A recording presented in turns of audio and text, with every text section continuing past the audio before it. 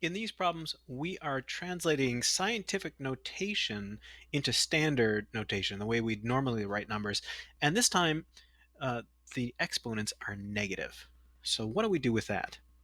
You may remember that when we had scientific notation with positive exponents, we moved the decimal point to the right, the number of spaces, or the number of spaces that the power is. So if this is 10 times 10 to the third power, we'd take the decimal point on the 3 and move it 3 spaces to the right and then just fill in with zeros. So 3 times 10 to the third is 3,000. With negative exponents, we do the same thing, except we go to the left.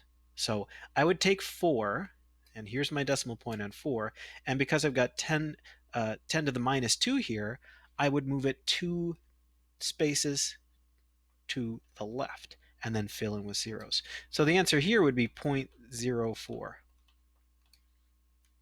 Let's try another one. This is 9 times 10 to the negative fifth. So I take my 9, there's the decimal point, and I'd move it 5 spaces to the left. 1, 2, 3, 4, 5. Now here's my decimal point, and I have to fill in all these spaces with zeros. So I get 0.00009. Now, what if you had to do this problem and you had forgotten that rule that you have to move that many spaces to the left? Well, we could figure all of these out. We could just do the multiplication problem. We could take 10 to the negative 2 power and multiply it by 4. I can do that on my calculator. I just have to move from the standard to the scientific, because on the scientific calculator, you have this button x to the y. So I can put in a number for x, 10, and then I can hit x to the y and then put in the power. So I'm going to put in a 2 and make a negative sign on it. When I hit equals, that gives me 10 to the negative 2. Now I just have to multiply that by 4. And that is 0.04, just exactly what we got.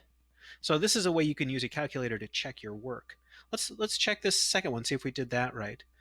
So I've got 10 to the negative fifth. So I'm going to type in 10, hit the x to the y button, and then put in a negative 5, and then hit equals. So that's 10 to the negative fifth, and now I just have to multiply that by 9,